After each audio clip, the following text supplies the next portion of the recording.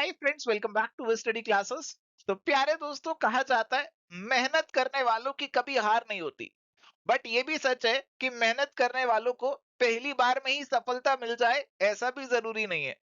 तो हो सकता है कि आपने मेहनत जमकर करी हो यूजीसी नेट दिसंबर 2023 एग्जामिनेशन के लिए, फिर भी हो सकता है अभी आपको सफलता नहीं मिली है। और अगर आपको सफलता नहीं मिली है, अगर आप अभी सक्सेसफुल नहीं है, आपके मार्क्स काफी कम बन रहे हैं, आपकी एक्सपेक्टेशन ज्यादा थी बट आप नीचे हैं, आप नेट क्लियर नहीं कर पा रहे हैं, हो सकता है आपकी टारगेट जेआरएफ की थी बट आप अभी नेट वाले मार्क्स पे लटके हुए हैं, तो कहीं ना कहीं कुछ ऐसी कमियां हैं हमारे अंदर जिनको पहचानना बहुत जरूरी है, ताकि अगले 2024 के एग्जामिनेशन में हम अपना जो गोल है उसे डेफिनेटली अचीव कर लें। मैं आपको बताने वाला हूँ 3 स्टेप्स जो आपको फॉलो करने चाहिए, ताकि जो भी आपके अंदर कमियां हैं उनको पकड़ लें और उनकी धुलाई करें और अगले एग्जामिनेशन में अपने गोल को अचीव कर लें। आइए फटाफट से बढ़ते हैं इन 3 स्टेप्स की तरफ। प्यारे दोस्तों, अगर आपने मेहनत बहुत करी फिर भी आपको आपका जो डिजायर्ड रिजल्ट था वो नहीं मिल पाया, आप जितने मार्क्स एक्सपेक्ट कर रहे थे उतने नहीं ला पाए, तो कहीं ना कहीं कुछ मिस्टेक्स तो होंगी, कुछ कमियां तो होंगी। और उसके लिए आपको थोड़ी सी हिम्मत अपने अंदर लानी पड़ेगी, जुटानी पड़ेगी और उठाना पड़ेगा फिर से अपने रिस्पॉन्स शीट को। मैं जानता हूं कि जब रिस्पॉन्स शीट में गलतियां बहुत सारी हो तो रिस्पॉन्स शीट का सामना करना काफी मुश्किल होता है। बट आपको थोड़ी सी हिम्मत जुटानी पड़ेगी, उस रिस्पॉन्स शीट को दोबारा से उठाना पड़ेगा और एक एक क्वेश्चन को एनालाइज करना पड़ेगा कि आपकी जो गलतियां हुई वो किस वजह से हुई। अगर आपने कोई क्वेश्चन का आंसर गलत लगाया, उसका क्या रीजन था, उसको एनालाइज कीजिए। रीजन क्या हो सकता है कि आपको तो कंसेप्ट ही मालूम नहीं था, आपने वो कंसेप्ट पहले सुना हुआ नहीं था। एक रीजन हो सकता है टाइम, आपके पास टाइम की कमी थी इसीलिए गड़बड़ हो गई।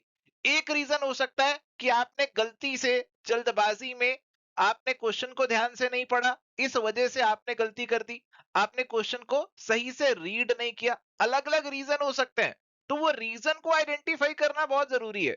जैसे डॉक्टर आपसे सिम्टम्स पूछता है और अकॉर्डिंगली आपको दवाई देता है, तो ये बेसिकली आपके सिम्टम्स हैं। ये सिम्टम्स अगर हमें पता लग जाएंगे तो अकॉर्डिंगली हम आपको दवाई दे सकते हैं। जैसे अगर हमें पता चला कि आपकी गलती हुई क्योंकि आपके कंसेप्ट वीक हैं, तो सीधा सीधा पता चल रहा है कि आपके जिन भी यूनिट्स के कंसेप्ट वीक हैं, जो टॉपिक्स आपको नहीं आते, तो उन पे वर्क करना है जी, उन पे एफर्ट डालना है।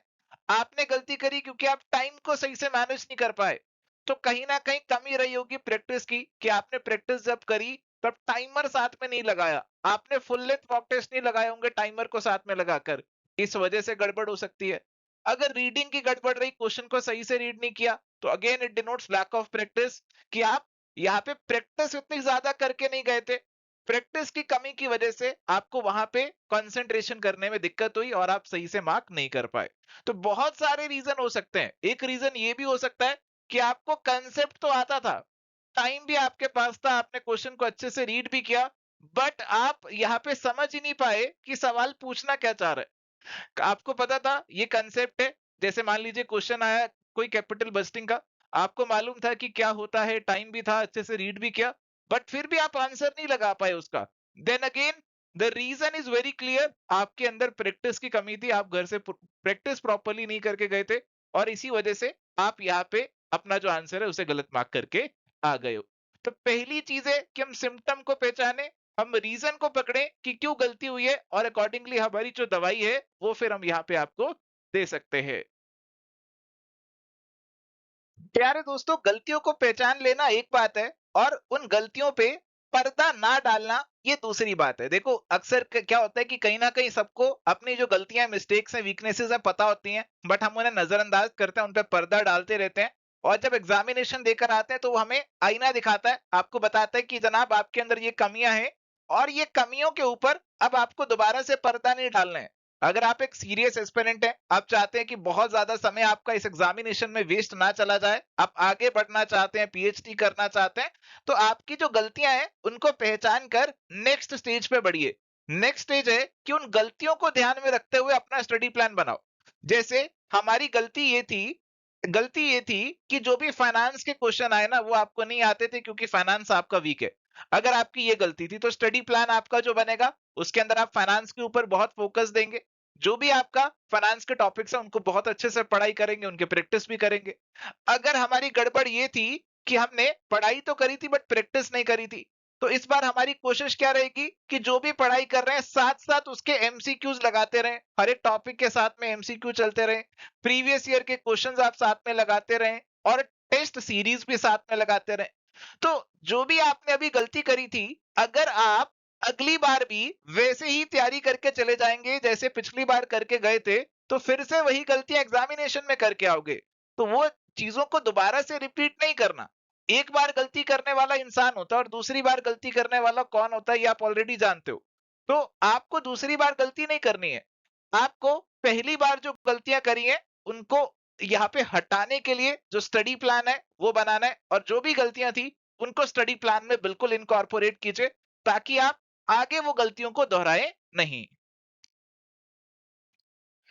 प्यारे दोस्तों, आपकी 99% जो बीमारियां तकलीफें हैं ना उनका इलाज यही है, प्रैक्टिस प्रैक्टिस प्रैक्टिस। जैसे आपको डॉक्टर कहते हैं ना आपकी 90% बीमारियों के लिए आपको क्या करना चाहिए, एक्सरसाइज करना चाहिए, योगा करना चाहिए। वैसे ही आपके एग्जामिनेशन में अगर नंबर कम आ रहे हैं तो 90% बीमारियों का इलाज यही है, प्रैक्टिस प्रैक्टिस प्रैक्टिस। जितनी ज्यादा आप प्रैक्टिस करके जाओगे उतना ज्यादा कहीं ना कहीं आपका दिमाग खुलेगा, उतना ज्यादा आप कॉन्फिडेंट फील करोगे, आप उतनी ही ज्यादा घर से गलतियां पहले ही करके जाओगे।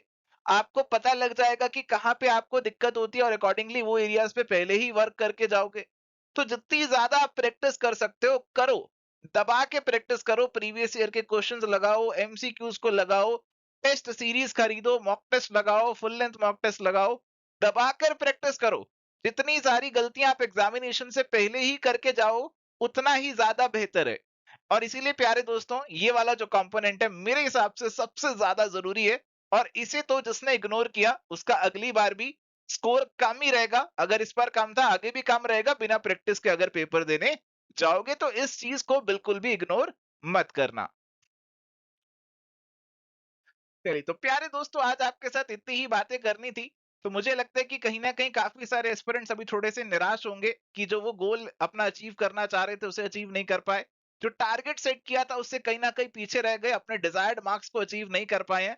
तो प्यारे दोस्तों अभी समय है कि आप इंट्रोस्पेक्शन करें, एनालिसिस करें कि कहाँ पे आप अपने आप को और बेहतर बना सकते हैं, और अगले एग्जामिनेशन की तैयारी अकॉर्डिंगली ही करें।